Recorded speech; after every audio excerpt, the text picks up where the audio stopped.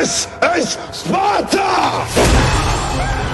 Independencia or morte! It's one small step for man. I have a dream. E saio da vida para entrar na história. Este é o Fronteiras no Tempo, um podcast de história.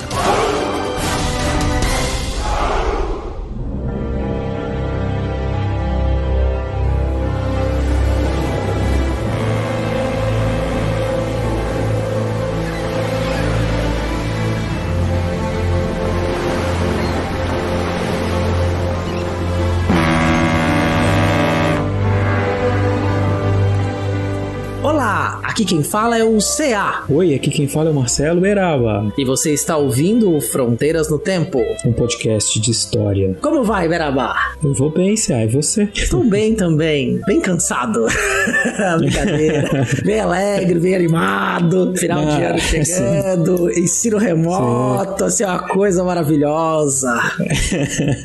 Tá lindo, né? A gente achando que não podia piorar. Mas, enfim. Hoje estamos aqui com mais um episódio aí do Fronteiras e sobre o que nós vamos falar, senhor professor doutor CA? Nós vamos falar sobre a história da imigração para o Brasil. Muito bem. Nós falamos já muito sobre alguns aspectos do Brasil imperial, da República, de vários componentes sociais e políticos, e um dos fatores, uma das situações importantes para se entender o Brasil enquanto nação, inclusive, é justamente entender o processo, fluxo migratório para o Brasil, para as Américas, né, que ocorreu especialmente na segunda metade do século XIX até a década de 1930, né, e que eu tenho certeza muitos ouvintes devem ter alguma ligação, alguma identificação, algum conhecimento, algum comentário. Então eu já estou esperando esse tema assim, a gente receber muitos comentários, muitas histórias, porque sempre que eu estou dando aula desse tema, sempre é uma aula recheada assim, de muitas histórias, né, familiares, muitas histórias de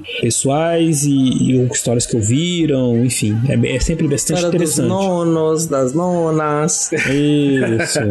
Para falar de uma etnia que migrou para cá, né, entre várias. Exato, entre várias outras, exatamente. Então, bora lá. Vamos lá, então, fazer América, né? Fazer América, fazer América.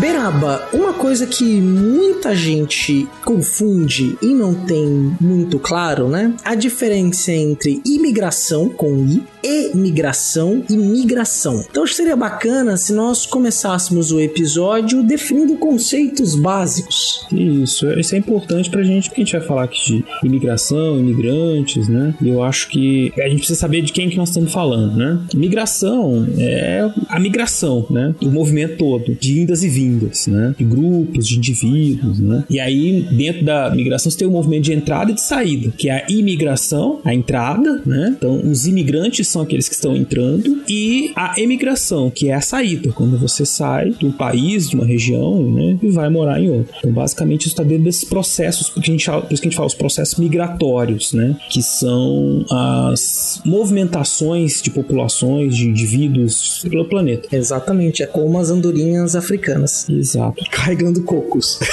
Isso, sabia que você ia fazer essa referência. Tá esperando. É um clássico. Os clássicos devem sempre ser referenciados, né? Exato. E, lógico, isso é uma característica, uma coisa que não foi, que surgiu agora, no século XIX, né? É uma característica contemporânea. Populações humanas estão se movimentando desde que o Homo sapiens começou a sair, né? Da África e se encontrar com outros homos. E aí, o que aconteceu com eles coisas que a gente não sabe, mas o Homo sapiens está aí até hoje, né? Então a gente está sempre migrando, né? Os povos estão sempre se misturando, né? Em alguma medida, as culturas. No século XIX e no século XX isso se tornou assim, adquiriu, né, uma grande expressividade quantitativa, né? Muita gente, especialmente europeus, foram para o mundo inteiro, né? Na segunda metade do século XIX. E por uma série de motivos. Os europeus também foram para o mundo inteiro colonizar o mundo, né? Aquele processo que a gente conversou no episódio sobre quando a gente falou da partida da África, quando a gente fala sempre que a gente fala de imperialismo, né? A gente tá falando desses movimentos. A própria conquista da América, né? Conquista da América também, totalmente. Especialmente os europeus estão sempre andando por aí, que é uma migração espontânea, né? Diferente da migração forçada que foi a dos africanos para as Américas, né? Que eles foram trazidos forçadamente para trabalhar como mão de obra escravizada. E que sim, né? A gente já falou isso em vários episódios, que compõe, lógico, né? Um dos principais elementos humanos, né? Que compõem a nacionalidade brasileira. Isso é inegável. Mas durante o século XX, do 19 e do 20, né? Milhões e milhões de portugueses, espanhóis, italianos, alemães, chineses, japoneses que vieram morar em terras brasileiras, né? Ucranianos, poloneses, então teve bastante gente que acabou, por diversos motivos, né, ao longo do século XIX e no século XX, fazendo um movimento emigratório, né,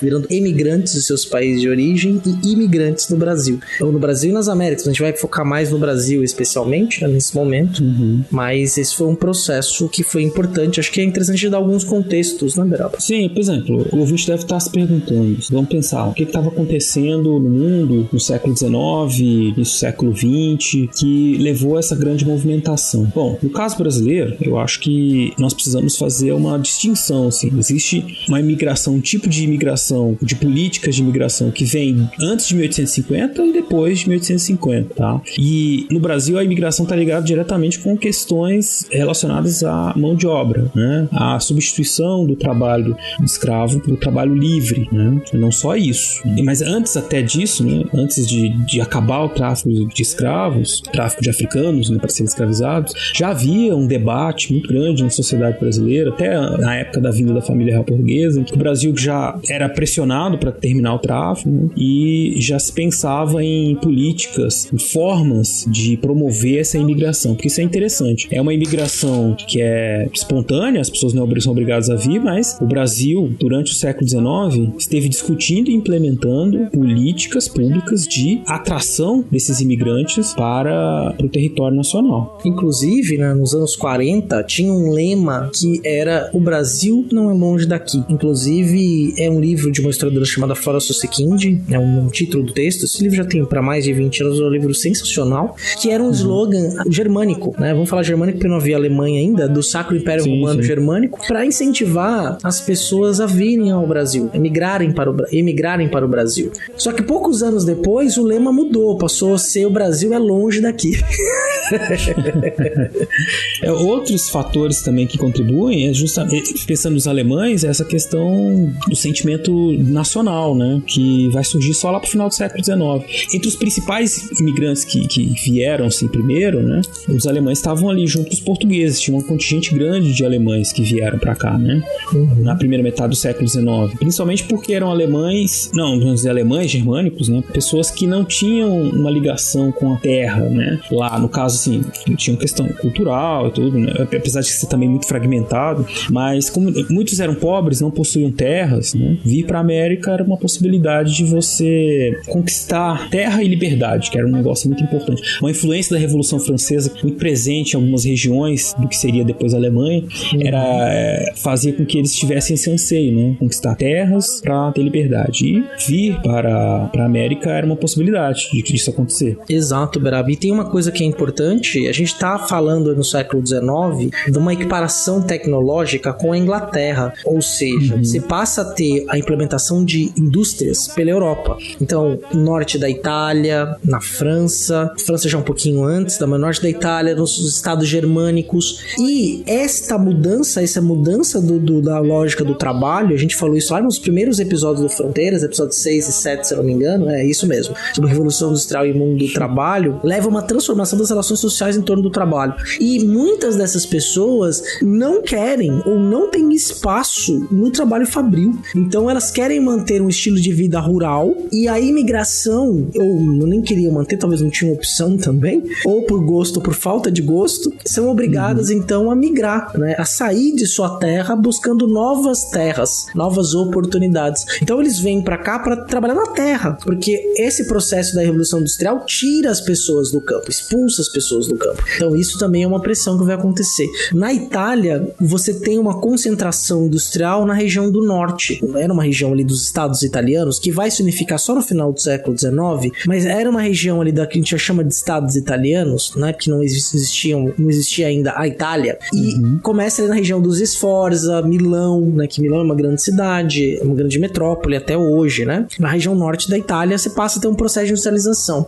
Isso vai criando uma pressão em outras regiões da Península Itálica, especialmente no sul. Tanto é que é muito comum você ter colônias no Brasil cuja origem dos imigrantes é na região do sul da Itália, porque essa concentração no norte vai acabar esvaziando e criando uma pressão sobre o sul, e o sul acaba vamos dizer, sendo uma lança de partida para a América, por exemplo, porque acaba forçando a imigração por conta do próprio processo industrial que vai se estabelecer na Itália do século XIX.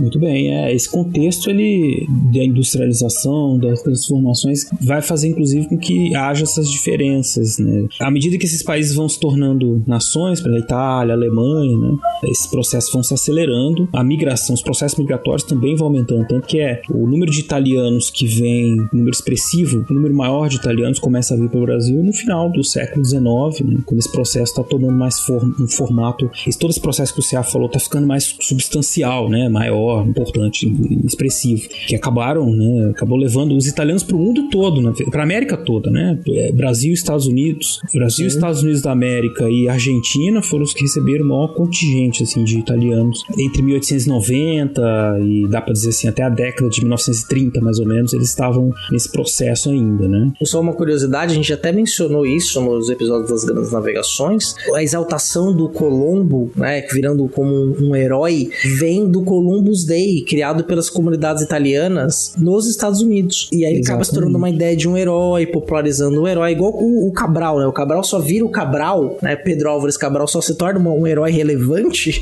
na República do Brasil, né, porque em Portugal e no Brasil ninguém sabia que era Pedro Álvares Cabral, né, a culpa não era do Cabral ainda, né, depois ele leva a culpa. E por que você faz isso? Você quer criar e o Cabral o Colombo era genovês, então você quer criar a ideia de um herói italiano que chegou à América, que conquistou a América, né, que descobriu a América, então você ressalta a figura, e no Brasil a questão do descobrimento, questões heróicas ligadas a um passado mítico, né, então você vai ter relações também com essa ideia do nacionalismo e com as populações que estão vindo pra cá, então tem todo esse simbolismo, é muito importante pra gente entender esse processo, né, de você criar símbolos que vão criar identidade nessas populações que estão se mudando, criando novas comunidades em outros lugares. Exatamente. E em termos de número, a gente está falando dos italianos, então que tem uma comunidade expressiva no Brasil, os fluxos migratórios que vieram da Itália para cá foram muito expressivos, mas é inegável que assim, os que são mais expressivos são os portugueses, né? O que pode deixar assim, o nosso ouvinte, brasileiro e português, um pouco em dúvida, né? Como assim? Os portugueses vieram para cá, porque os portugueses já estavam aqui, né? O Brasil passou pela independência. O que aconteceu com esses portugueses que estavam aqui? Eles tornaram imigrantes automaticamente assim que o Brasil ficou independente, né? O caso português é evidente que é diferente. Ele, na independência, assim que aconteceu o processo de independência, os portugueses podiam optar, né? Se tornar brasileiros ou continuar portugueses, né? Basicamente o que aconteceu foi que os proprietários de terra escravos, por pressões inclusive legais, tiveram que tomar a nacionalidade brasileira, né? Para manter seu status. E muitos comerciantes ou representantes de casas comerciais portugueses mantiveram a sua nacionalidade, né? Inclusive tem uma série de histórias muito interessantes que falavam assim, não só dos casos portugueses, mas ingleses, franceses que viviam aqui e que eram representantes de casas comerciais, que eles viviam um celibato, né? Porque não casavam, evitavam ter filhos com brasileiras, porque em caso de morte não existia uma legislação específica para heranças, né, de imigrantes, de não brasileiros, e aí os juízes geralmente pegavam todos os bens da casa de comércio, que era uma representação de uma casa de comércio estrangeira, e passavam para os filhos, né? Então geralmente o sujeito vinha para cá como cachê lixeiro, né, e representante comercial, e aí ele ficava vivendo aqui tentando evitar se misturar muito, casar, né, para não causar esses problemas de herança. Mas esses portugueses que aqui ficaram, né, que depois se tornaram brasileiros, foram, evidente, incorporados, e depois nós tivemos um fluxo migratório de portugueses vindo para cá durante a segunda metade do século XIX, no século XX, uma quantidade bastante expressiva também, para fazer todo tipo de trabalho, com uma mesma perspectiva, uma perspectiva parecida com essa dos italianos, de vir conquistar, ter terras, né, pra, enfim, progredir, né, conseguir coisas melhores do que eles estavam vivendo em Portugal. Porque tem essa também, né? As pessoas mudam porque elas querem algo melhor para a vida delas. Você não vai sair da tua terra, cruzar o oceano num vapor, né?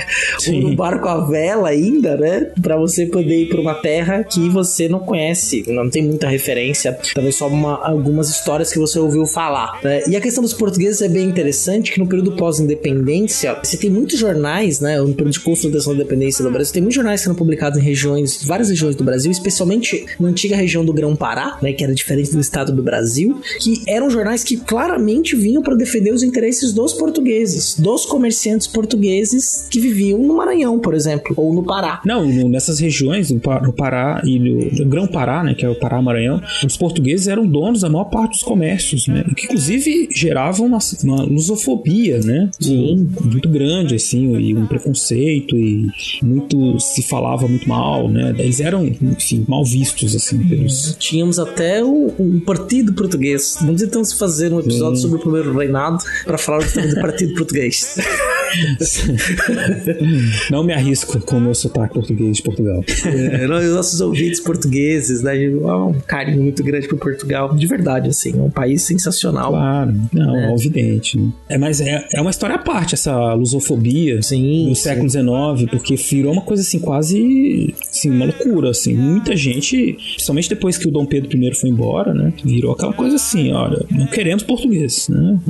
Os portugueses eram realmente, você tinha um tom pejorativo contra os portugueses, né? Em muitos jornais. Né? Existia a real preocupação do Dom Pedro tentar reunificar as coroas, né? Unificar o Dom Pedro IV português e nosso Dom Pedro I, de querer unificar as coroas, sobretudo depois de 1826, quando Dom João falece, né? Havia um receio mesmo, né? De que ele tentasse unificar a coroa e aí o Brasil voltasse a se juntar com Portugal e a construção de uma nacionalidade se constrói marcando diferenças do outro, né? Então isso é um tom bem demarcado, né? Um negócio complicadíssimo, que, enfim, continuou durante o século XX, do XIX, início do XX, mas aí não tanto como uma disputa política, mas como uma questão da incorporação desses indivíduos e adaptação deles, né, nesse novo Brasil que ia surgindo, porque o ouvinte não pode esquecer de uma coisa interessante. A gente falou do contexto europeu, estava tendo todas essas transformações que levou aos fluxos migratórios, não falamos tudo, né, porque estava acontecendo coisa pra caramba na Europa no século XIX, revoluções burguesas, série de coisas. Uma loucura total. E o nacionalismo surgindo, né?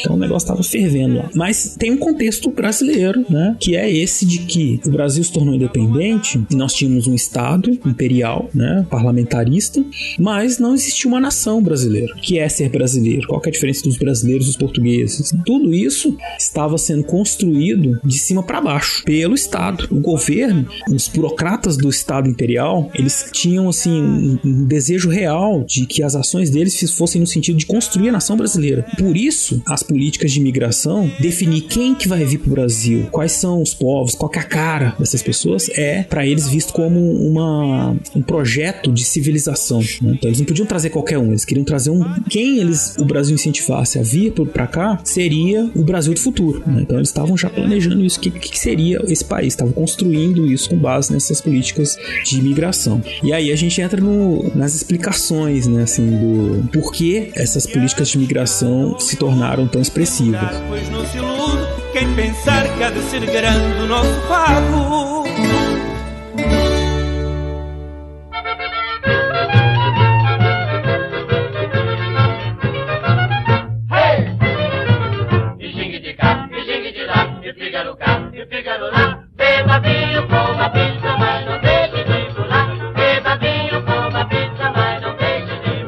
E o que acontece, Beraba, em 1850 para ter uma modificação radical na política de imigração? Acontece, né, o fim do tráfico de escravos, né, o fim do tráfico de africanos, né, eu tenho que me corrigir. Em 1850 foi o último ano, teve alguns resquícios ainda por alguns anos, mas enfim, acabou mesmo, né. Tem uma história longa disso, que é o debate, como eu disse para vocês, desde os anos 1810 já vinha acontecendo, e o Brasil em 1824 chegou a assinar um tratado com a Alemanha, com a Grã-Bretanha, para que a Grã-Bretanha reconhecesse a independência do Brasil, era preciso que acabasse, que o Brasil cessasse o tráfico, né? Coisa que, então, nós estávamos já comprometidos a fazer em 1824, só foi acontecer mesmo em 1850, depois também de muita pressão, né? Tem a velha história da lei lá, Bill Aberdeen, né? Que era a lei que os próprios ingleses se outorgaram o direito de sequestrar, de capturar navios negreiros, né? E também de atacá-los, afundar, enfim, que é coisa que a gente já falou em alguns episódios aqui. Toda essa situação fez que em 1850, né, nós finalmente nos terminássemos com o tráfico. E aí entra uma discussão econômica, que é quem é que vai trabalhar no lugar dos africanos escravizados, que era um grande terror, né? Que você tinha então os produtores, os grandes latifundiários, que falavam assim, se acabar a escravidão, acabou o Brasil.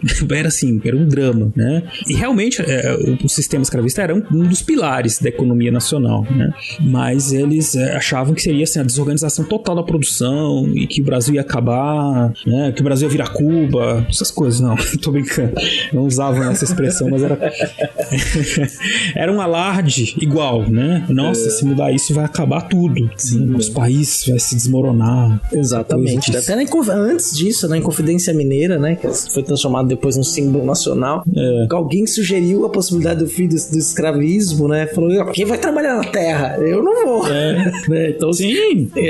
Você tinha uma questão, né? Que era muito importante, né, de uma construção. Isso vai estar na Constituição, né? Na Constituição de 24 traz o escravismo, né? A escravização de africanos como um marco legal, né? Então isso vai ser muito demarcado. E 1850 vai marcar, então, com a lei Eusébio de Queiroz, o fim do tráfico negreiro. No dia seguinte, já se começa a discutir a questão da terra e de criar políticas públicas. Isso está sendo discutido no Parlamento Imperial, né? Para incentivar a imigração, né? Assim, é uma política de Estado. Então, sai a lei de terras no próprio ano 1850. Você tem que regulamentar agora a questão da terra, as terras devolutas, os latifúndios, a questão da terra com propriedade privada, e também uma política para trazer imigrantes. Por essa razão, né, para suplantar uma mão de obra que para eles acabaria se extinguindo sozinha, e também para, essa ideia já aparece ali, branquear o Brasil.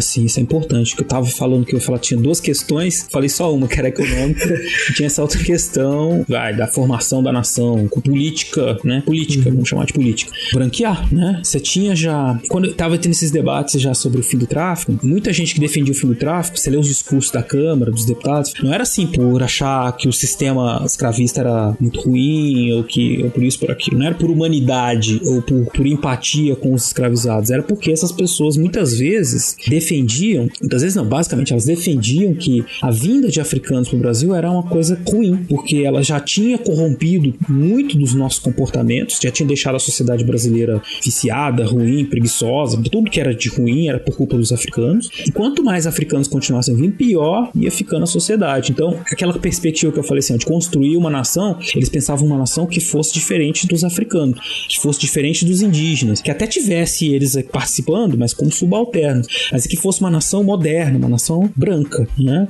Então não podia trazer qualquer um. Apesar de que existiram propostas, por exemplo, de incentivar a imigração de africanos livres, de chineses, né? Inclusive com alguns chineses vindo no século XIX, mas nenhuma dessas deu certo. Por quê? Porque eles queriam brancos, branco católico, inclusive. Não era qualquer branco, não. Tinha que ser branco e católico, para atender essa demanda que fosse de criar uma civilização moderna, né? Assim, uma cara branca pro Brasil. Então essas são as duas questões que nortearam esse debate sobre as políticas de imigração durante boa parte desse período aí, entre a independência e 1930, vamos chamar assim. Aqui a gente tá falando basicamente desse período, né? Que é quando teve um maior fluxo de imigração. Que é o maior fluxo mesmo, né? Porque você tem até um dos nossos historicidades, que nós entrevistamos o professor Wellington Teixeira Lisboa, que ele estudou, inclusive, faz comparação de dois movimentos movimentos migratórios no final do século XIX e do século XX para o XXI. Então ele caracteriza essa questão da imigração, que tem aquele imigrante que vem e fica pouco tempo,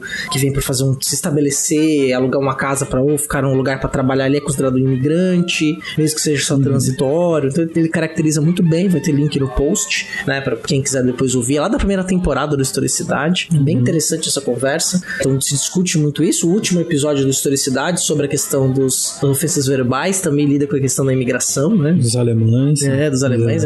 É muito bom o programa, né? Gostei bastante como ouvinte e co-produtor, né? Você sabe que, agora, isso que você falou das terras me lembrou uma questão também importante no processo das políticas de colonização, que é assim, o que esse imigrante vai fazer aqui, né?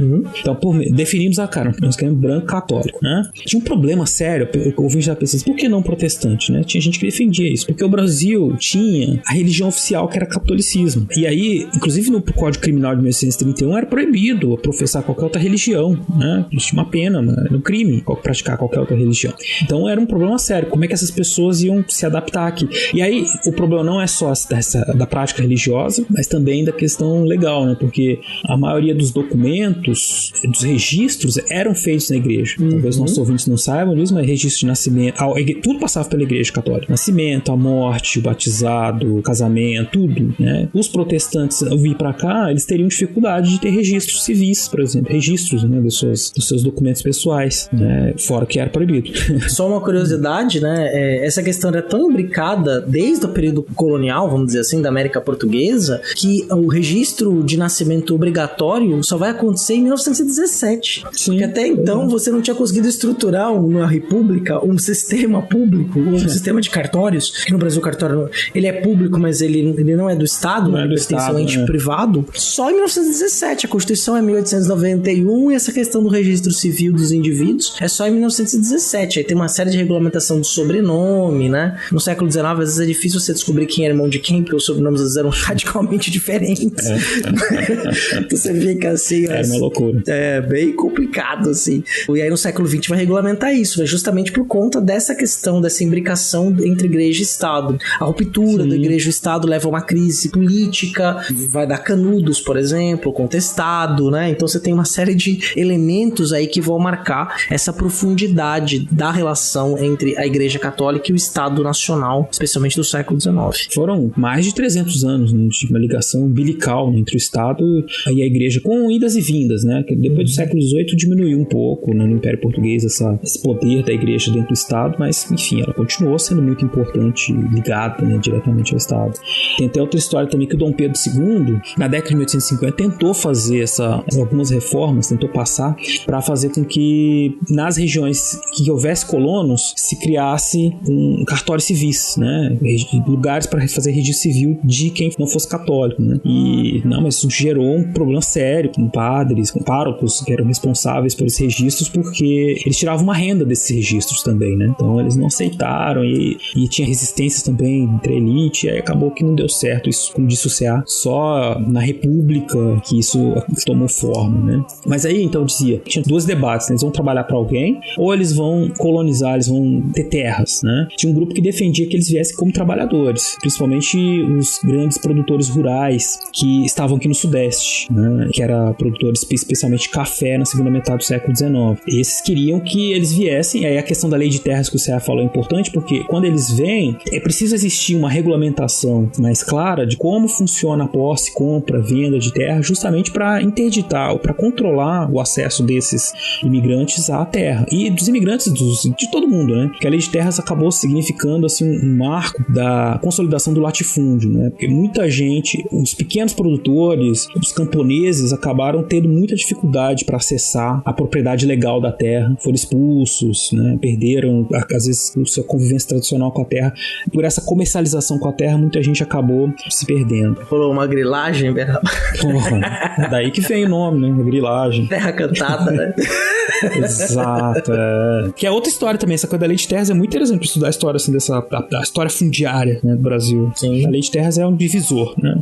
1850. E aí o outro grupo dizia assim, não, precisamos colonizar as terras. Tem terra desocupada, né? Desocupada, eu vou pôr muitas aspas nesse desocupada, porque eram terras, especialmente no sul, que eram terras de indígenas. Né? Grandes Muitos populações indígenas, né? Por sinal. E já, até antes do fim do tráfico, já existia uma política do Estado de criação de colônias nessas regiões para justamente ocupar, defender o território, né? Aumentar o contingente de homens brancos que pudessem pegar em armas para defender o território. Aí você tem a fundação de colônias em Santa Catarina, né? Principalmente com a vinda de açorianos para ocupar a ilha de Santa Catarina. São Leopoldo, no Rio Grande do Sul, né? Também é uma região que passou por esse processo, né, de criação de colônias. A partir de 1850, Paraná também, né, com a vinda de muitos imigrantes e criação de colônias ali, né. Existe hoje em dia uma historiografia que trabalha com esse período de 1850, que está vendo assim que tinha colônias de imigrantes, mas também tinha nacionais envolvidas, pessoas que eram daqui que foram colonizar, né, foram lá brigar com os índios pela terra nesse período também, né, não foi só a imigração estrangeira. Em Santa Catarina, um pouquinho antes da década de 50, até o Dom Pedro autorizou a criação de um falanstério em Juí, Santa Catarina. O falanstério era uma das doutrinas do Fourier, que depois foi chamado de socialista utópico, né? Que era uma tentativa de conciliação do mundo do capital com uma certa justiça social, né? Para o trabalhador ter liberdade, não ser explorado pelas indústrias, né? E aí foi autorizado, não durou muito tempo, ele não vingou, mas chegou até essa experiência. Inclusive você tem jornais na corte que noticiaram com muita felicidade a inauguração do primeiro falanstério, que seria uma sociedade científica baseada na racionalidade, de visão igual, né? O jornal O Globo, que não é o mesmo Globo de hoje, mas é um Globo que circulava na corte, estampa, porque reproduz uma imagem de um falanstério, né? É bem interessante aí esse momento das várias tentativas, né? Sim.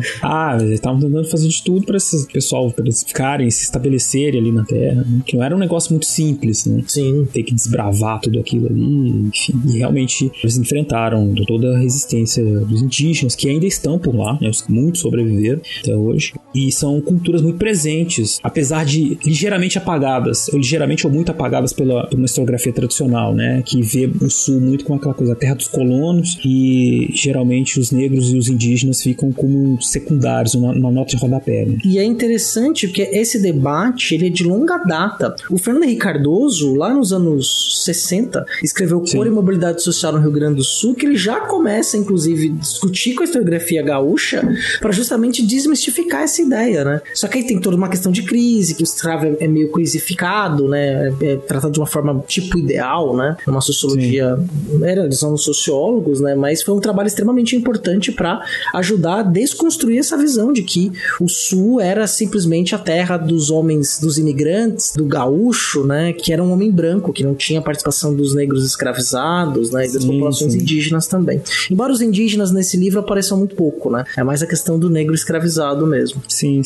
Porque é uma questão recente. A gente discutiu vários episódios que a gente fala de questão indígena, né? O índio é totalmente apagado da historiografia, do debate acadêmico, né? Sim. Por pressão dos movimentos sociais negros, essa reconstrução, essa reinterpretação da história e do papel dos negros acaba acontecendo primeiro, antes do que a dos indígenas. É coisa de 20, 30 anos que a gente começou a inserir, a estudar os indígenas e o papel que eles têm em todos esses processos, e a vê-los como protagonistas, como pessoas que também estavam envolvidas, né, em todos esses processos de colonização, enfim, de transformação, de criação mesmo do Brasil, né, que a gente conhece hoje em dia. E em relação a tudo isso, né, esse projeto de branqueamento, essa vinda de trabalhadores, eles acreditavam que iam civilizar o Brasil. Só que você vai ter um efeito um pouco distinto disso, não é? Porque não vieram exatamente os imigrantes que eles imaginavam, quer dizer, não era só porque eram brancos, né? A realidade mostrou que havia um choque cultural muito grande. Não era a civilização que eles queriam, vamos dizer. Eram camponeses, iletrados, tanto é que você tem muita questão do sobrenome, gente que quer ter uma nacionalidade estrangeira, né? Que às vezes o sobrenome não é igual, porque às vezes a pessoa chegava sem documento, ou com documentos que não era muito legível, e aí o nome muda, o sobrenome muda. Ele é abrasileirado, ele é aportuguesado, né? E mais do que isso, mais importante do que isso, não é só essa questão do letramento, né? Porque letramento se adquire, mas eles se isolam, eles criam comunidades fechadas em si próprias. Exato. Então, você vai ter em algumas regiões do país, né? Você vai ter comunidades de imigrantes que vão ficar fechadas em si próprias, né? Sim, que justamente por isso acabam não vingando, né? Você tem, porque aí os colonos vão embora, ou se dissolve, né? A coisa nem sempre funcionava como se imaginava, né? No plano ideal era assim, ó, nós vamos trazer os brancos, os camponeses brancos, eles vão vir pra cá e vão modernizar todo o campo brasileiro, o mundo rural, porque eles sabem plantar, eles sabem colher, eles têm uma visão lá pra frente. Aqui a gente fica fazendo os africanos plantarem, colher, os africanos não sabem fazer isso, por isso que a nossa agricultura é atrasada, né? Esse era o pensamento deles. É muito diferente do que hoje a gente sabe, que na verdade muito das técnicas agrícolas que levaram ao sucesso da cana-de-açúcar, de muitas outras culturas do Brasil, algodão, tabaco, foi por conta das técnicas agrícolas trazidas pelos africanos quando eles foram escravizados. Eles que adaptaram, eles que transformaram essas produções em sucessos comerciais que possibilitaram que elas vingassem, né?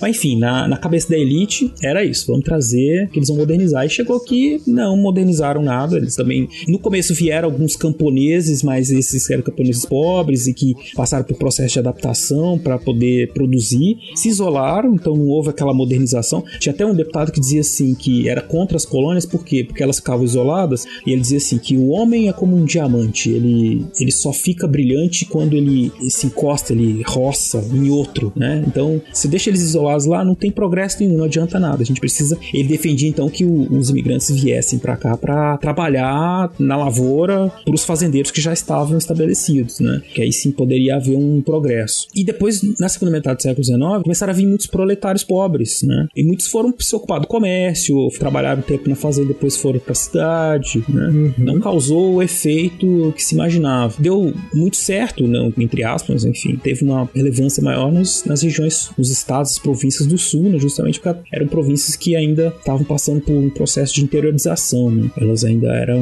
muito litorâneas e com poucos núcleos de colonização no interior, né? Em São Paulo se espalha pelo interior, né? Essas pessoas que vêm para trabalhar, e aí no caso tem muito conflito entre as primeiras gerações de trabalhadores italianos que vêm para cá e os fazendeiros, que passavam a tratar esses trabalhadores da mesma maneira como eles tratavam os escravizados, querendo até inclusive impor castigo físico, e era uma outra relação, e aí não é aceito o castigo físico, então as pessoas acabam migrando para outras regiões ou vindo para questões urbanas, né? Então a população urbana no Brasil era muito pequena. Santos, né, era uma cidade de passagem, o Porto de Santos foi um dos que mais recebeu imigrantes, né? Inclusive criaram lá uma hospedaria dos imigrantes aqui, que nunca serviu como esse fim, porque as pessoas ficavam um pouco aqui, as pessoas chegavam, pegavam a fumaça para ir para São Paulo, e de São Paulo ia para o interior, né? Chegavam na Estação da Luz e de lá iam para o interior. Os memoriais da imigração em São Paulo trazem muitas imagens, né? Muitas fotos ainda do século XIX, registrando essa chegada e depois a ida para o interior.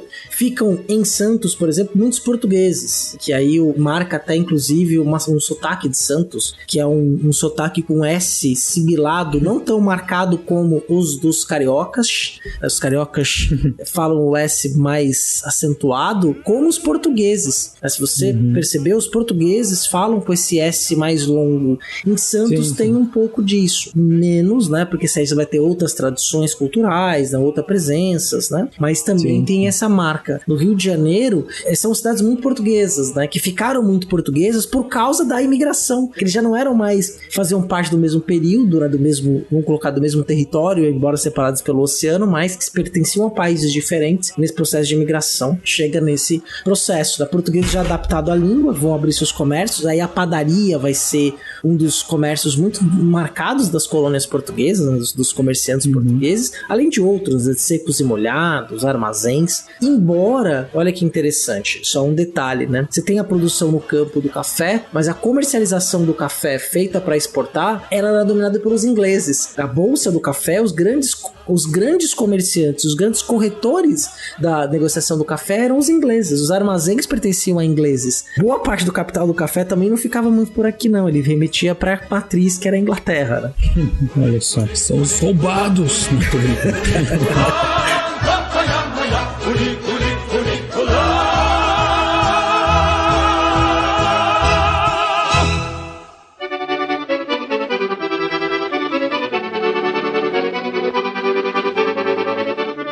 falou aí lembrou de uma questão que é essa, justamente da vinda, né? Então eles chegavam aqui e depois de uma viagem, né, muito difícil, né? Você falou de Santos, eu lembrei disso, né? Dos navios. Por um bom tempo esses navios eram similares em termos de condições aos navios que realizavam o tráfico negreiro, né? Também. Então eram condições precaríssimas, né? De viagem e tudo muito difícil. Não existe assim, às vezes a gente fala europeu, né? E dá uma impressão de uma unidade, né? Mas aí você vai ter em Portugal diferenças culturais entre regiões, né? O português de um lugar, o português de outro lugar. Na Alemanha, na Itália, na França, na Inglaterra, a mesma coisa. Então essas diferenças, elas ficam marcadas. Para aqueles que moram, né, lá, são muito evidentes. Pra gente que tá olhando de fora, a gente não consegue ver, né? Mas isso aparecia também nesses processos. Então vinham, sei lá, os alemães. Mas alemães de onde, né? Cada um tem uma característica, tem uma tradição, às vezes até um jeito de falar, às vezes até um dialeto diferente também, né? Tudo isso aparecia nas viagens e gerava, né, essa possibilidade depois de se reconstruir aqui, né? Ou então de choques, né, entre imigrantes, coisa que ficou muito marcado principalmente no Rio de Janeiro, que era a capital, né? Os choques entre portugueses, italianos, negros e espanhóis, enfim, eles estavam sempre brigando por conta das rixas, dos diferentes hábitos também. Sim, e por exemplo, isso vai afetar, já na virada do século XIX para o século XX, formas de reivindicação por melhores condições de trabalho por meio dos sindicatos e associações, porque os italianos formavam lá uma associação de trabalhadores italianos.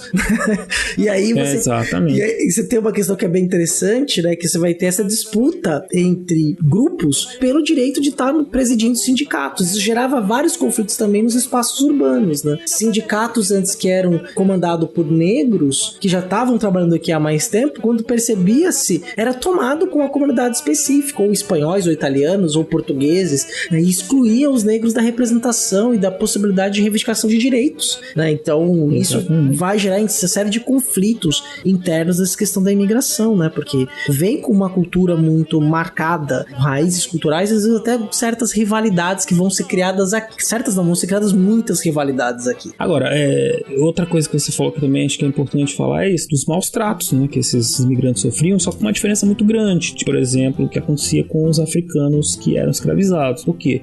Essas pessoas, elas contavam, em alguma medida, com o apoio de uma embaixada, de um governo que representava elas, né, e que muitas vezes podia interceder a seu favor. Além disso, elas acabavam criando, né, também esses movimentos que eram inéditos no mundo rural brasileiro. Então, você te pensar assim, o que os africanos escravizados faziam? Eles fugiam, eles faziam uma rebelião, tomavam conta da fazenda e faziam uma rebelião nesse sentido, né? E aí passou a surgir casos, por exemplo, como o que aconteceu com imigrantes alemães que, reclamando dos maus tratos no século XIX, fizeram uma greve, né? Uma coisa que ninguém sabia como lidar. Eles fizeram uma greve porque eles queriam mais comida. E eles queriam pão e vinho, né? Eles queriam vinho. Queriam mais comida e vinho. E o que causou um grande choque, assim, né? Nos brasileiros, nos fazendeiros, né? Porque pra eles isso era uma coisa, uma bebida fina, né? Não era pra qualquer um. Não é assim, você é um trabalhador da terra, você não tem que tomar vinho, né? Toma aqui uma cachaça, se você quiser. E eles não queriam. E a gente não tinha vinho. Vinho era isso, era caro, né? Sim. O pão não. O pão também era um negócio que a gente não comia, mas que, como disse o CA, por conta da chegada, né, de muitos portugueses, isso é uma coisa que mudou na nossa dieta, né? A gente comia muita mandioca e aí os imigrantes, eles vinham, adaptavam, no começo com a falta do trigo, começaram a fazer broa de milho, né? Mas depois a gente começou a ter mais disponibilidade de pão, mas principalmente no Rio de Janeiro. No Sudeste, né? Porque, por exemplo, meus pais são nordestinos, né? Durante a minha infância, café da manhã sempre foi mandioca, cuscuz, mas não cuscuz paulista, e banana da terra. Cuscuz de verdade, né? Cuscuz. Não, cuscuz paulista é bom demais. Não, é bom, mas pode dar outro nome. Pra quem você vai chamar de cuscuz, cara? Dá outro nome. Pô, cuscuz é outra coisa aquilo ali, né? Mas o cuscuz, banana da terra, a mandioca, vixe, comia mandioca todo dia. É bom demais, né? Os nossos ouvintes do norte e nordeste, provavelmente, no norte do país, então, no Pará, é uma outra questão, né? Um outro hábito alimentar, né? Mas no sudeste, né? Onde, embora no norte, no Pará vai ter uma concentração muito grande de colonos japoneses. Né? Produção de melão, por exemplo, tem muito a ver com colonos japonesas, né? No Brasil, no Pará, vai ter uma concentração muito forte, né? Aí em São Paulo também também, obviamente, né? Que tem a ver lá com a Revolução Meiji, né? Que é um processo muito parecido que tá acontecendo na Europa, que as pessoas acabam saindo de lá, né? Imigrando. E muita gente de Okinawa, né, da ilha de Okinawa, São Paulo é muito marcado, os colonos okinauanos, né, mas que vai marcar hábitos, né, e como o Beraba estava muito bem falando da questão do consumo do pão, e aí hoje você tem padarias de norte a sul do país, o pão francês, né, que começa a virar moda quando o Dom João VI está aqui, né, mas a proliferação dele pelo país vai se dar aí justamente depois com esse processo aí de imigração e de mudança de hábito alimentar. Porque assim, se teve choque cultural, teve também adaptação, né? Tem uma citação do Cortiço, do Aloysio Azevedo, que ele fala um pouco dessa aculturação alimentar, né? Essa citação tá lá no texto da História da Vida Privada, que eu vou ler para vocês aqui. Diz assim: E Jerônimo abrasileirou-se. A aguardente de cana substituiu o vinho. A farinha de mandioca sucedeu à broa. A carne seca e o feijão preto ao bacalhau com batatas e cebolas cozidas. A pimenta malagueta e a pimenta de cheiro invadiram vitoriosamente a sua mesa. A couve mineira destronou a couve à portuguesa, o pirão de fubá ao pão de rala. E desde que o café encheu a casa com seu aroma quente, Jerônimo principiou a achar graça no cheiro do fumo, e não tardou a fumar também com seus amigos. Né? Então a troca, né? Eles foram se adaptando, transformando, né? Mas ao mesmo tempo, nossos hábitos alimentares incorporaram muita coisa de todos esses povos que vieram para cá, como disse o C.A. Né? Assim, é fácil a gente identificar a influência da culinária italiana, da culinária japonesa, né? O que mais tem no Brasil é temaqueria, né, cara? Uma época aí. Tinha cada um em cada esquina. E depois das paleterias mexicanas, né? Paleterias mexicanas, que ninguém no México conhece, né? Ninguém conhece, igual o temaki com creme cheese, né? Com manga. Mas, cara, tá valendo. É gostoso. Não, a gente gosta, eu adoro. Pô, a gente come direto. Aqui em casa. Come feliz, cara. Pô, é bom demais. Mas assim, né? É uma adaptação, né? A gente adapta. A gente diz que chama de culinária oriental, japonesa, né? Mas é uma coisa que o salmão vem do Chile, né? Não é bem um salmão, Sim. É um peixe criado, é de criadouro, né? Então, assim, é diferente, né? Outro tipo, mas é bom, né? Não que seja ruim. Não, a mesma coisa com a pizza, né? Que Sim. Você vai comer na Itália, eu vou comer a pizza original, né? Pô, eu prefiro a pizza de São Paulo pro Brasil, sabe? Mas o segredo é você ir pra cantina de bairro. Aí você encontra uma pizza boa, que é diferente de você comer aquela pizza que é um 4, 5 dedos de pão, assim, com molhinho, olha tudo por cima. Pô, qualquer padaria de São Paulo, você come uma pizza de mussarela melhor, né, meu? Sim. Exato. Mas se você vai pra cantina de bairro, você acha umas preciosidades, assim. A pizza é individual, não se corta em pedaço. Ela é um pouco maior que a nossa pizza brotinho. Você consegue achar com massa fina e tal. Sim. Tem que dar uma vasculhada. E sem essa lenda aí de que é um cara lá, um italianão que tá fazendo a sua pizza. Porque quando eu morava em São Paulo, na pizzaria do meu bairro lá, que era uma delícia. Quem fazia era um cearense. O cara mandava super bem, cara, assim. Uma delícia, cara. A melhor pizza que eu comi na minha vida até hoje, assim. Não se compara, não sei cara. Se é minha memória efetiva. Não é bairrismo, não, mas... Bairrismo, né? Saiu de São Paulo, é difícil achar uma pizza boa, hein? Olha a polêmica! Polêmica. Não, mas é porque as coisas vão se misturando, né? Sim, Mesma claro, coisa, claro. se observar nos Estados Unidos, né? A questão da mistura das culturas dos latinos, dos mexicanos, né? Italianos, enfim. Coisas vão se juntando aí. Exato, é o que eu tô brincando, né? Quer dizer, você tem aí, né? Que são adaptações, né? Inclusive a própria culinária é bem interessante. A gente identifica a questão da massa com a cultura italiana, mas é uma tradição inventada na Itália. Sim. Eles adotam que a massa vira o símbolo do italiano. Isso é uma discussão que é feita publicamente, diretamente, no processo de unificação, né? Quando vai se definir quem é o italiano. Então você tem que escolher o que ele come, como ele vive, como ele se reproduz, entendeu? Então você tem que criar características daquele povo, né? Então a gente acaba importando isso pra cá, por meio dessa questão migratória, e a gente vai incorporando novos sabores com ingredientes nacionais, né? A própria pizza brasileira, pro nosso paladar, é muito boa. Talvez se um italiano vier comer a nossa pizza, vai saber se ele vai gostar, porque é justamente uma questão de paladar, né? Exato. Mas essas são as consequências, vamos dizer, diretas, assim, da vinda de todas essas populações regiões, e aí é lógico, em cada região a gente consegue enxergar isso muito marcadamente no Sudeste e no Sul, né, por conta de toda essa dinâmica política, econômica que vigorou aí, especialmente na segunda metade do século XIX e a ascensão do café, né, a colonização do Sul e a ascensão do café, absorvendo a maior parte desses imigrantes. Mas esse processo que a gente está falando de aculturação, de transformação, de alimentação, isso acontece, não é característica dos imigrantes, né? Então é um processo desses contatos de populações diferentes e está presente em outras regiões do Brasil também, enfim, com cada uma com as suas características, né? E aí, Beraba, muito provavelmente os nossos ouvintes devem estar se perguntando, né? Quando a gente está falando da questão da imigração, das várias possibilidades, é claro que esse tema rende muitos outros episódios, muitas outras histórias, né? A gente está fazendo aí uma perspectiva, um panorama, e seria bacana nós falarmos aí de alguns números que envolveram a imigração para o Brasil.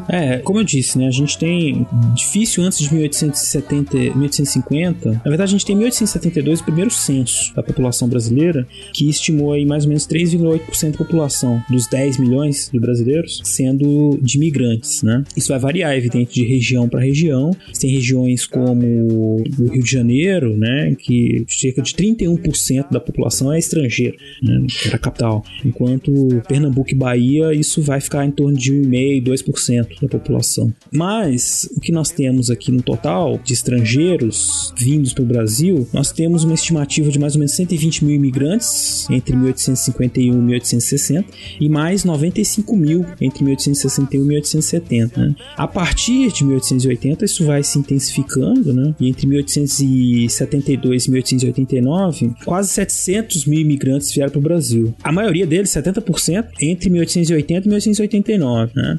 Aí nós temos uma maioria de portugueses, com maioria assim, próxima, né? Portugueses e italianos, portugueses com 30%, 31%, e italianos com em torno de 25%, depois alemães com 8% e espanhóis com 1,5%. Já na década de 1890, nós temos a maioria absoluta já de italianos com 61% e portugueses 23%, espanhóis 6% e alemães 4,2%. Esses dados, né, mostram então assim o avanço, né, do número de italianos chegando a partir da década de 1890. Com a proclamação da República, um antigo problema, uma antiga disputa que era sobre quem ia financiar a imigração se resolve, né? O que acontecia antes? Antes você tinha grandes fazendeiros dizendo que o Estado Imperial deveria subvencionar, deveria pagar para que os imigrantes viessem. Mas os burocratas do Estado e muita gente que estava no governo dizia o quê? Olha, se antes os fazendeiros conseguiam mão de obra pelo tráfico, ou seja, por suas próprias custas, eles deveriam, evidente, trazer os imigrantes por suas próprias custas também. Não é justo, eles diziam assim, não é justo que o país inteiro pague para fornecer mão de obra para algumas centenas de fazendeiros, né? E por incrível que pareça, né, esses fazendeiros, apesar de terem um grande poder econômico, eles não tinham todo o poder político, eles não conseguiram em alguns momentos alguma subvenção do Estado, né, para trazer, mas no Império, muito da colonização se dá em parceria ou então com o dinheiro do próprio fazendeiro. E na República não. Na República isso já muda, né? A força dos cafeicultores paulistas política é muito grande e aí o Estado passa a subvencionar a vinda de imigrantes, né? Pagar para eles virem. Não só tão grande quanto estão no controle do Estado, né? Eles estão no domínio do Estado. O Estado é deles. Exatamente. Então, vai ter dinheiro do Estado, sim.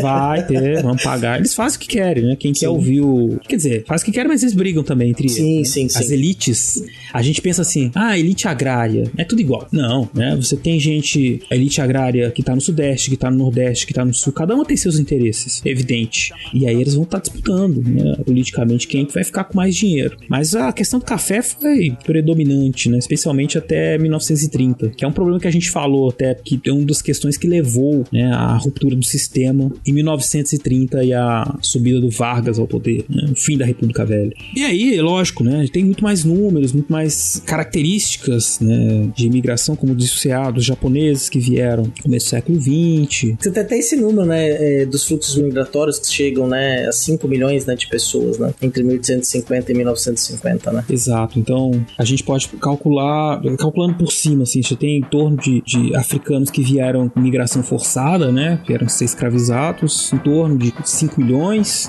e ao mesmo tempo, no século XIX e até meados do XX, mais 5 milhões de imigrantes imigrantes basicamente europeus, né? Grande quantidade. A maior parte europeus ou alguns asiáticos, né? Mas a maior Alguns parte asiáticos. europeus. E assim se desenhou esse Brasil que nós temos hoje em dia, né? Se os intelectuais e agentes do Estado lá estavam pensando em criar uma civilização, a cara do Brasil, né? Tá aí, essa aí.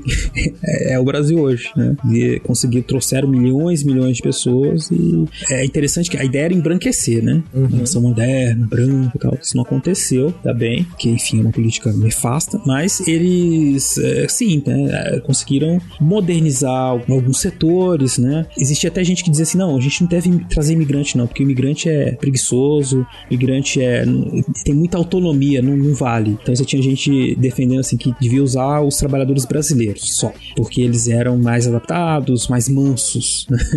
Que assim, acabou causando mais confusão, como disse o CA, né? Os caras vieram pra cá, vieram anarquistas, os caras faziam greve, faziam tudo, né? Sim, eles vêm de um histórico de reivindicações, né? Se você pega as tradições ali, né? Mais de 100 anos já nessa experiência de trabalho fabril e com uma certa cultura da reivindicação por direitos. Sim. Né? Aí você tem de tudo, você tem os anarquistas em São Paulo, por exemplo, criam escolas. Eu tive um aluno que estudou educação anarquista no São Paulo da década de 20, né? E obviamente que na República isso vai ser vetado, né? Mas eles criam lá escolas, né? Para uma educação anarquista. Alguns princípios até depois são desdobrados de outros modelos de escola do país. O modelo de escola anarquista hoje, que é muito replicado, que é toda a escola da Ponte portuguesa, que é replicada aqui no Brasil a custo altíssimo para os pais, né? Subverteram a ideia do anarquismo, né? Mas tudo bem. Mas é justamente esse caldo, né? Que a gente tá, às vezes, esperando, né? Que seja esse imigrante que vem pra cá, ele vem pra fazer a América. Inicialmente, muitos vêm com a ideia de vir fazer uma fortuna e voltar, e acabam ficando aqui, porque não fazem a fortuna que queriam, né? Porque não era possível fazer essa fortuna que alguns imaginavam. Obviamente, uma parcela pequena dos imigrantes fica muito bem sucedida, acaba virando industrial, se transforma em família tradicional, né? Sim. Que vai gerar gerações de políticos, mas você tem um grande conjunto de pessoas que acaba sendo incorporado da população em diversas das suas camadas, né? Com dificuldades, facilidades e todo esse processo, e que compõe muito o que a gente está fazendo aqui hoje, né? Do que nós somos hoje, né? Dessas culturas aí que vão se mesclando, né? Acho que é importante isso. A gente tem que entender esses processos todos, das imigrações, da escravidão, depois da abolição, a construção de uma nação, com todos esses elementos tão diversos, né? E tentar equalizá-los, né? Porque também o que acontece é que a imigração, por um tempo na historiografia, ela se elevou, né? Ficaram muitos estudos, mas é uma coisa que, em algum sentido, ficou um enaltecimento, uma criação de um passado glorioso. Os pioneiros, e eles vieram, desbravaram, né? Claro, eles enfrentaram uma série de dificuldades. Agora estão bem-sucedidos. Isso, de certa maneira, acabou, por algum tempo, não por todos, mas por algum tempo, por algumas pessoas, acabou justificando um discurso racista, né? Uma coisa assim de que, tá vendo? Os imigrantes, no fim, foram bons, porque os imigrantes foram melhores, porque eles vieram, né? E melhoraram de vida, enquanto os ex-escravos ficaram pobres, né? Não é simples assim que funciona, né? Até porque existia toda uma hierarquia racial que continuou, independente dos imigrantes também sofrerem uma série de privações, terem realmente sofrido muito, eles eram brancos e eles conseguiam uma série de acessos a serviços e a inserção muito mais fácil do que os ex-escravizados. Então a gente tem que, equalizar, tentar observar todos esses processos atuando ali ao mesmo tempo, para que a gente possa compreender de que maneira nós chegamos na sociedade que nós temos hoje em dia, né? Com todas as suas diferenças, sem enaltecer, sem elevar nenhum desses grupos acima dos outros. Sem mitificar, né? Criar um heroísmo, né? Sem mitificar. Exatamente. É tratar a história tal como ela deve ser tratada, composta por seres humanos, né? Que tem as suas contingências e os seus contextos específicos, né? E sabendo que se criou uma história, que se construiu mitos em torno dessa questão da imigração, justamente para a composição de uma identidade ou uma nova identidade nacional. Então esse é um ponto aí bem importante pra gente mencionar. Mas é engraçado como isso vai e vem, porque a política de imigração acabou nos anos 30 justamente porque as pessoas diziam que esses indivíduos que vinham do exterior mesmo sendo brancos, né? Eles só traziam coisa, assim, uma cultura ruim pro Brasil, por assim dizer, né? Então você teve um período, e aí a gente tá entrando num período de ultranacionalismo, né? Anos 30, os próprios europeus vão ou voltar pra Europa ou vão ficar por lá, né? Muitas vezes, e a gente tá falando de Itália, Alemanha, todo mundo sabe o que tá acontecendo lá nesse período, né? Mas é que o Vargas também, né, acaba com as políticas de imigração e tenta nacionalizar tudo, né? Agora ou é nacional ou não é.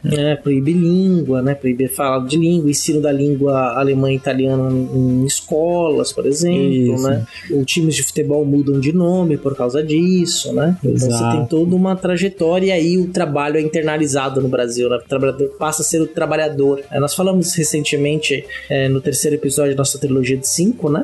Tem mais 2 para sair, mas falamos disso, da questão do trabalho, né? No período Vargas, e essa questão do trabalho está intimamente ligada com essa releitura da questão imigratória. Sim, exatamente. Essa ação do Estado, se a gente pensar assim, olha, a gente começou lá a discutir imigração na independência, e de certa forma essa imigração está ligada a uma política de construção da nação. O Vargas, ele amarra tudo isso, o período Vargas amarra isso, dá um fecho, fala assim, olha, a nação é isso, então não tem mais isso de trazer gente e tal, o Brasil é isso. Aí eles colocam os negros, índios, o componente branco, né, e tentam formar, né, essa identidade, formam, né, a identidade nacional, consolidam a identidade nacional oficial, né, da maneira como a gente conhece hoje, com aqueles símbolos que a gente conhece, com a questão da música, da comida e tudo mais, né. Por isso, então, que a gente, no começo do programa, falou que falar de imigração no Brasil está falando da independência até a década de 30, porque é justamente quando essa questão nacional se resolve, entre aspas, né, sempre, porque identidade é uma coisa que também está sendo sempre alterada e reconstruída, repensada,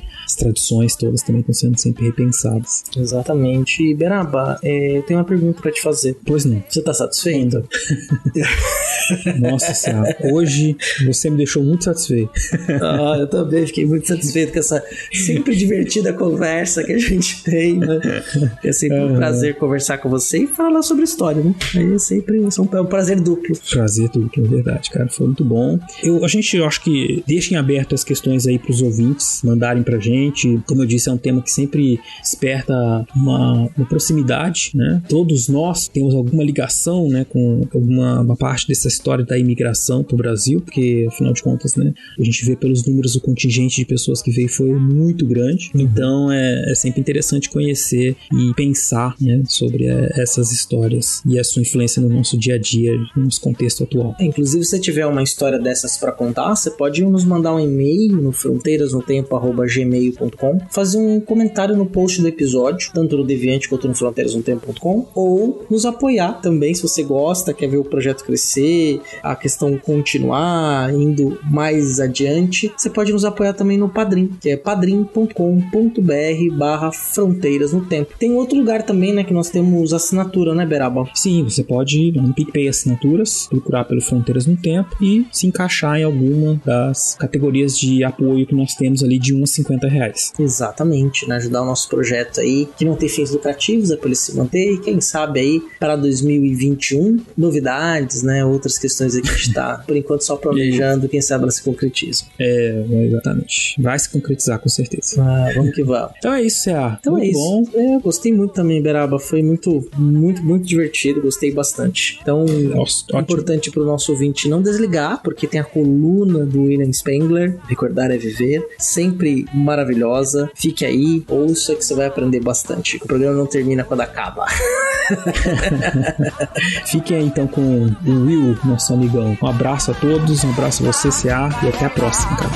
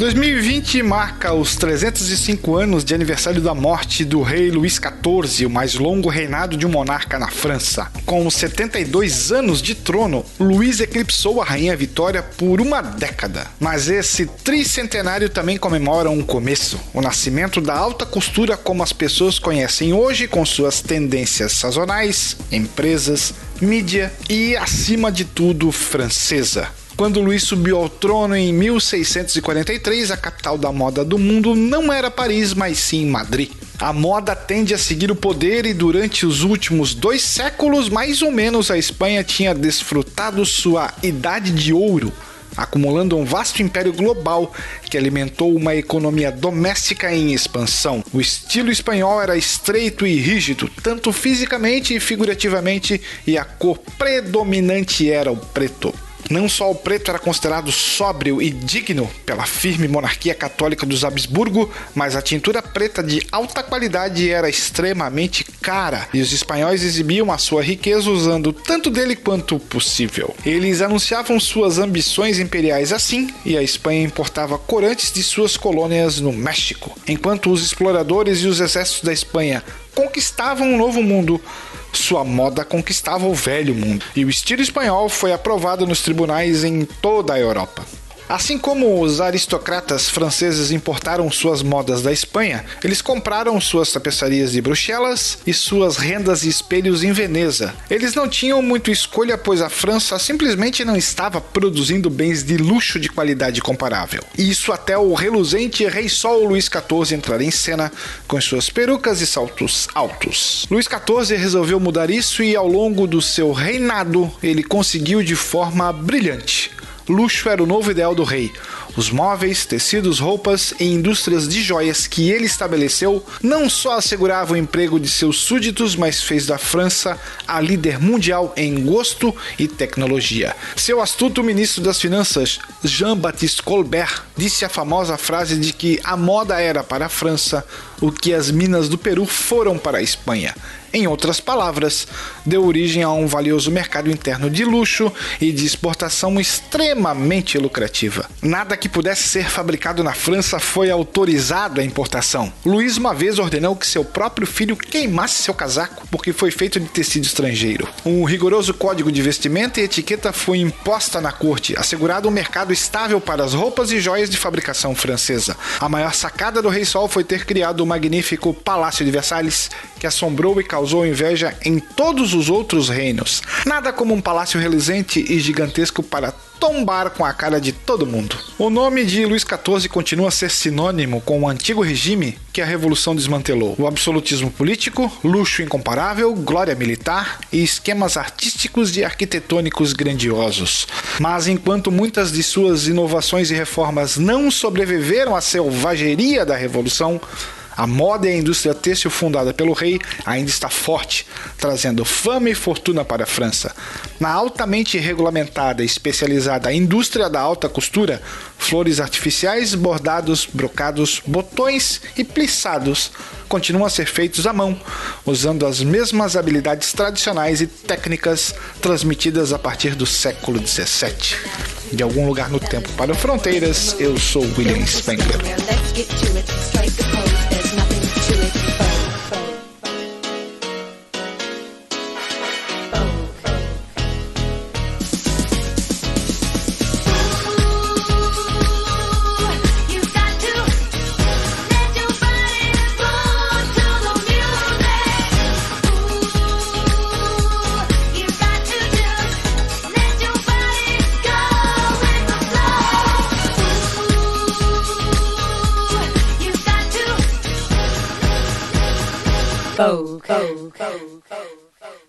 An amazing feeling coming through. I was born to love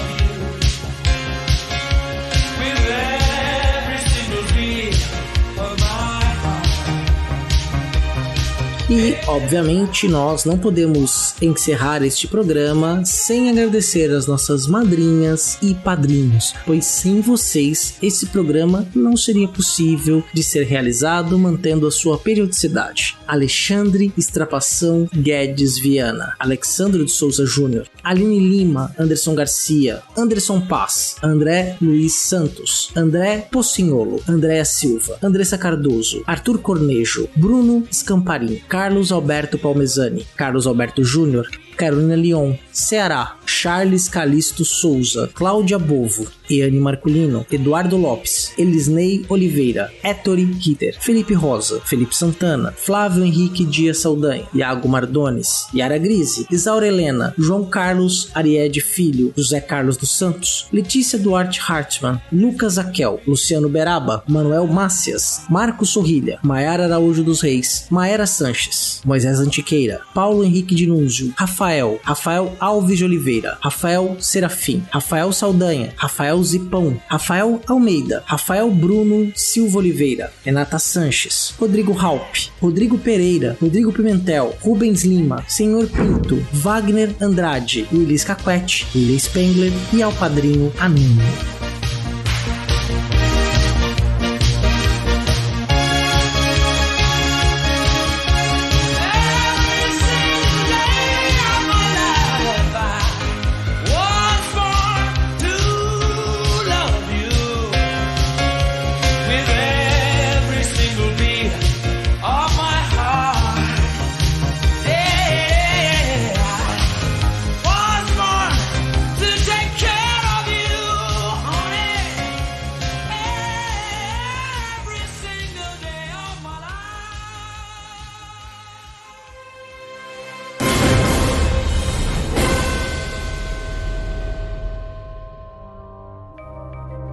Este programa foi produzido por Mentes Deviantes.